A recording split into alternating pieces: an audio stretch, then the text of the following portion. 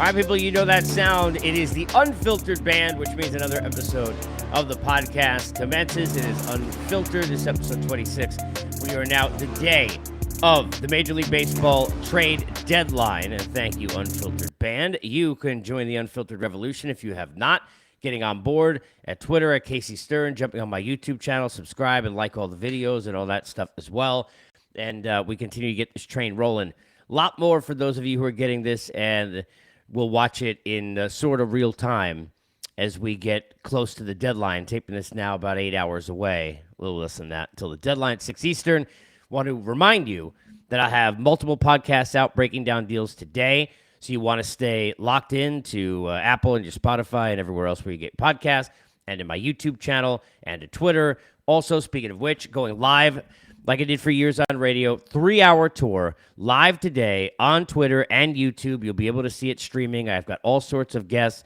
Going to be joined by all Jim Duquette and Steve Phillips and Tyler Kepner and a bunch of people around the league. Todd Frazier going to join me today. So really looking forward to some of what's to come. And interaction will continue. You'll be able to ask questions of me, of the guests when they're on, react to deals, dogs and cats living together. Let's start with this. And I said this in a little short video, having some fun and poking fun at Mets Twitter. It's not just about, and I wear the hat here if you're watching the video side, it's not just about the Mets, right? Anyone who is watching the deadline over the years, who's a real baseball fan, if you're a dude, and that means, by the way, it's not male or female, like you're in it, you understand it, you get it, right? Then you know that in the past we have seen 35 deals in the final hour. That happened at a deadline 4 or 5 years ago. I was on the air for that. You've seen, speaking of teams like the Mets, the Yoenis Cespedes kind of names move at the last second. David Price, the year that he was traded from the Tigers. These things happen. It takes a long time, all right? You got to chill out. You have to try and wait it out. I know there are players that went that you didn't get, but just think about what we've learned about disappointment already. The Yankees are in on Luis Castillo with the Mariners. The Yankees don't get Luis Castillo. Had already made Brian Cashman the nice Benintendi deal. What do? They turn around, get the next best guy, and get Frankie Montas and add Trevino too. And by the way, I don't think the Yankees are done. So you got to try and wait it out and see, right? Okay, you wanted Trey Mancini, you didn't get him. Well, who's next on the board? Jorge Lopez just goes, and I think it was a nice move, right? You see that for the Twins. Okay, who are the other relievers? Right? Who are you looking at? Where are the dominoes falling? And, of course, the Soto mix. We'll get into all that. But, please, you got to understand, it's like this is human element. Think about it. You're not thinking about it as a person. You're thinking about it as a baseball fan. Become a human being. Think as a person. If I got 5 hours to make a decision that's difficult, I'm taking 4 hours and 59 minutes. If I got people bidding to tell me, think about some of the dumbest things you ever decide that take forever. I don't know what I want to eat tonight. No, come to me last, right? Waiter or waitresses come to you, and you're on that side of the table, and they walk over. You're waiting until the end of the table. You have no idea what you want to eat. I'm thinking cheeseburger. I don't know. Maybe I want a salad. I'm supposed to eat healthy. I don't know what I do. I want a coffee? I had too much caffeine today. No, maybe I can, but I'll get a Diet Coke instead. You don't even know what you want, and you're taking that extra 2 minutes that waiter or waitress is going around your table. Think about this, people. It's human element. This isn't baseball. Isn't even business to find out the decision you're going to make. New Year's Eve, the most overrated night of the year always. It's like the senior prom year after year, especially if you lived in New York like I did most of my life. It's like, my God, can we not overrate anything more than this? I don't know what I want to do. You got 4 different people, groups of friends texting you. You're like, maybe I should stay home. You wait till the last second. You don't know. Every kind of decision that we have a deadline on, we wait until the deadline. So don't be surprised if your team pulls off the move you want in the last 5 minutes. You have to be prepared for that. Now, afterwards, and we'll do a lot of reaction podcasts and all of that, then you can shout and yell at me, how did we not do this? Our team doesn't care. Our ownership doesn't want to do this. And why didn't we do that? All those things can happen afterwards, all right? Let's go to late last night's deals and go there.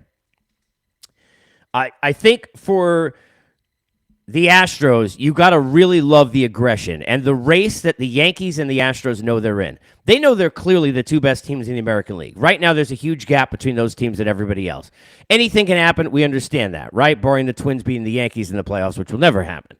Then anything can happen, right? Seattle adds Castillo. They're probably not done yet. Be aggressive, right? Tampa Bay, as I speak now, in on Contreras, in on other names. We've heard Syndergaard with the Jays and others in the mix, right? The teams that are on the outskirts, in the darkness on the edge of town, as I like to say, for really the contending aspect of not just getting to a postseason, but winning a World Series in the American League, may continue to be active. But right now, the Yankees and the Astros know they're the two best teams, and they're acting like it. The Yankees weren't done with Benintendi. Oh, we lost Castillo. Well, maybe, if Severino's back healthy and we don't need this, and okay, King's down, but we got young kids and we got Holmes, despite giving up the 3-run home run a couple of days ago, they could have sat. They don't rest on their laurels because the pressure is there for the Yankees and for Brian Cashman this year. And the Astros know that's the team they got to mirror, right? That's the team they got to beat. So the Astros have been unbelievably active. They had Trey Mancini. They had Christian Vasquez. They make the deal, and I don't know how that'll pan out because I've watched down here in Atlanta what Will Smith has looked like this year, but they're trying to do what they can. And I don't, by the way, as we sit now 7-some-odd hours away, think the Astros or Yankees are done. I would almost bet you both the Astros and Yankees have deals that we're talking about after this deadline that have not even been made yet because they know they have a chance to win. That's the whole prospects thing. It's not about giving away everybody you ever had. It's not, oh, my God, I don't want to ever see a young kid play baseball. I mean, come on, people. Think about it within reason. It's I push the pedal. If I got a chance to win, I go for it. I take a chance to win. It's not always going to work out. Mentioned the other day, Carlos Beltran, rented once by the Astros, from the Kansas City Royals, hits 8 home runs in a postseason, earns a big contract, then with the Mets after, right? Gets rented by the Giants for Zach Wheeler. That doesn't work out. Same player. Once it did, once it didn't. You don't know how it's going to pan out. That's why you throw darts at a board. Of course there's luck involved. But it's not about whether or not it works. It's about the perception of what it means. It's about what it says to guys in the clubhouse. It's about what it says to your fan base about how much they think they could win, how much the ownership is willing to put their money where their mouth is, how much that they know they could use controllable players.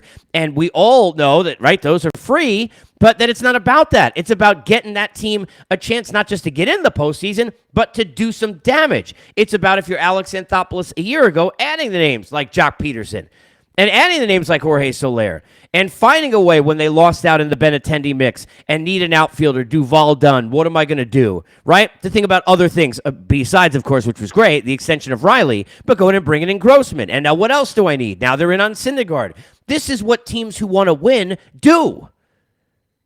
Let's talk Juan Soto. I've been saying this entire time, if you've been following this podcast, more of a chance that he doesn't get moved than he gets moved.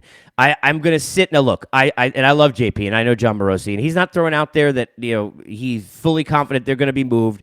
If he doesn't know there's already a bird in hand, as they say. Somebody's saying to him, the Nationals feel good about an offer they have, right? And there's no guarantee, but that they have had one of these offers raised to the level where they feel like, okay, I could save face, and this would be the kind of move we'd make. Right? That's what it tells you. Who knows if that's the case? But remember this, and you need to understand and still remember this.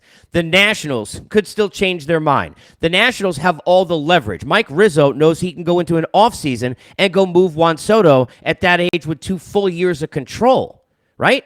So it depends what he's going to get. Now, when you have more than one team, you've got a little bit of a bidding war. How deep of a bidding war? Who knows? We continue to hear the only 3 teams, and I've heard the same people I've called, the same teams involved. It's the Padres, it's the Cardinals, and the Dodgers. If you want to trade for Juan Soto and you root for a team that is trying to trade for Juan Soto, do not tell me not one time, do not say it out loud to your friends and family that I'm not giving blank. There's no blank. You don't want to give blood. You don't want to give your kids away. I get that. You're not giving a prospect, hang up the phone because they're never going to be as good for the rest of their lives. I can't guarantee you anything. Literally. I don't know, Jack. Can't guarantee you anything. I can guarantee you this.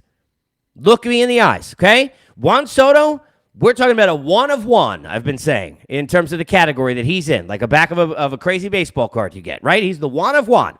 When you're getting the 1 of 1, I don't care whether it's the Gormans or the Walkers or whatever team, depending upon who it is, the Harrells, all these things.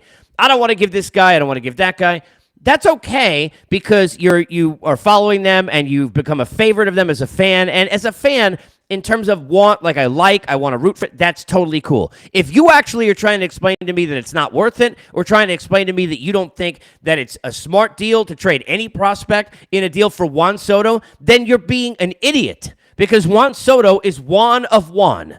I don't know what guarantees of health or what's going to happen the rest of his life. We don't know any of that, all right? But we know this. The guy's a Hall of Fame level talent. This is a dude, all right? This is a legitimate dude. That we know. So don't tell me what prospects you don't want to give. Now, here's where the Padres are interesting, and I've talked about this, and let's go back to it again. Last year, Max Scherzer, Padres thought they had him for like 7.5 minutes. Right? It was like Mike Piazza, the Marlin. Like, literally, they thought it was a tribute video. We thought we had him, right? In San Diego, they thought they had him.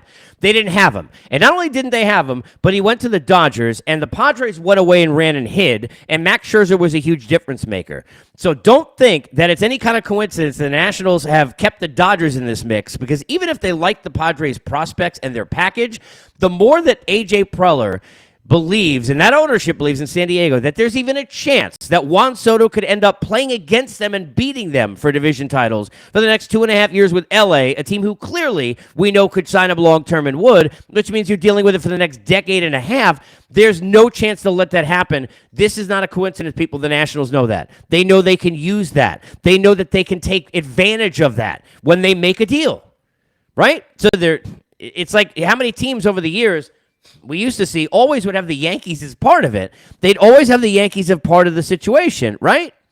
Because they raise the bidding. It makes it easier for everybody, all right? So understand that we got a lot, even in the next few hours, to learn about the Soto situation, okay? Jose Quintana, we talked about the Cardinals. Nice addition. Is this going to change their life? It's not. I think they needed higher value. The thing with the Cardinals that you got to remember, though, and this happened with Seattle. Seattle was in on Soto, and it would have made a lot of sense. But they couldn't, using Marte and the prospects they have, go land Juan Soto, go land Luis Castillo. They made a choice. Once they made the Castillo choice, they're out of the Soto conversation. The Cardinals clearly did not have that happen to them with a Quintana deal, but that is part of why it's Quintana and why it wasn't, and they were in on Frankie Montas, and why it wasn't somebody else at a higher value. And we don't know if Rodon's on the board. Get to that in a second. So the Cardinals still are able to play around in that area. Now, remember, for the Cardinals, even if they're in on and get Juan Soto and trade their prospects, a Rodon, if he becomes available, would still be available for them. As good as Carlos is, it's still a rental, and you're not giving as high of the tier of prospect if you're the Cardinals in a deal like that. It's where the Giants become so interesting today to figure out where they are. Let's talk sellers. Giants, you got obviously Jock Peterson. You think about higher level Rodon. They've got other names. They got relievers. Are they going to be in the mix? Do they decide to sell? Right? The Orioles, Mancini gone. We've already seen Lopez gone. Now you know, and it's the right thing. Mike Elias going to take the opposites attract thing I've been telling you for days. 2 steps forward, 2 steps back. But does that mean there are other guys that maybe we get calls on that could be plucked? Perhaps. Christian Vasquez gone. JD Martinez right now, and I talked to somebody about this even this morning, value too high. The Red Sox are asking too much. Now, you might think, okay, that means that nobody's ever going to deal for him, but a lot changes in these hours because the Red Sox know that. If you're selling a car, your used car that you have, and you want really, you say to your husband, wife, friends, whoever, hey, look, I really feel good if I got $5,000 for this thing, right?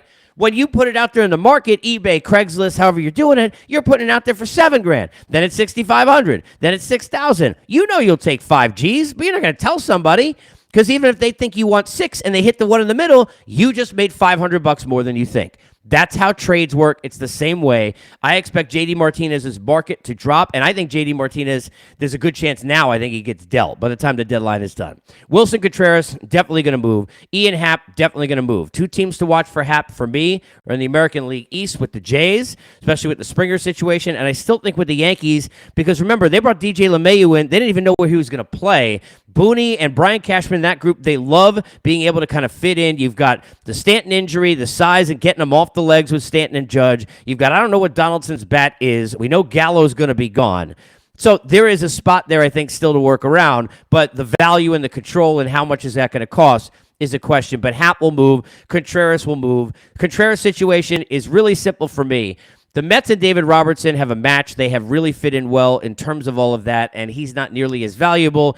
But to match up for Contreras, the Cubs have tried to get into the Vientos, the Mauricio, and the Alvarez, and those. The Mets don't want to move those guys. Beatty, they don't want to move those guys in general. They definitely don't want to move them clearly for a rental, and I understand that. Even with the prospects or cool parades are cooler, I get that. Now, if that move was going to push the Mets over, let's say the Mets had no pitching, and they could go rent a Max Scherzer right now, I go ahead and I do that for Max Scherzer. But that's not what they need because they have this DeGrom guy who's returning, and the rotation's kind of pretty darn good already, right?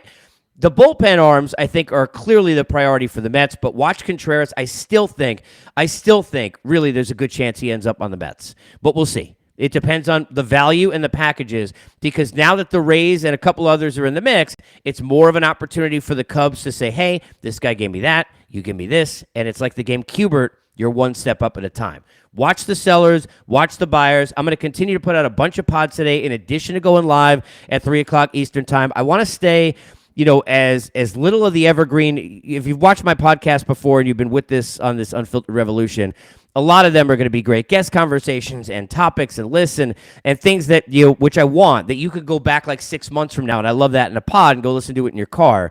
Today, I want to be the guy you go to in terms of what am I getting in the here and now. So we're going to keep putting these out. I got Todd Frazier joining me later. We've got a ton of guests planned for our live show again. Join me on Twitter and YouTube, streaming live at 3 o'clock Eastern time. You got to believe, BLEAV. I will keep you posted on all the moves as they happen, and we will break them down together right here on Unfiltered.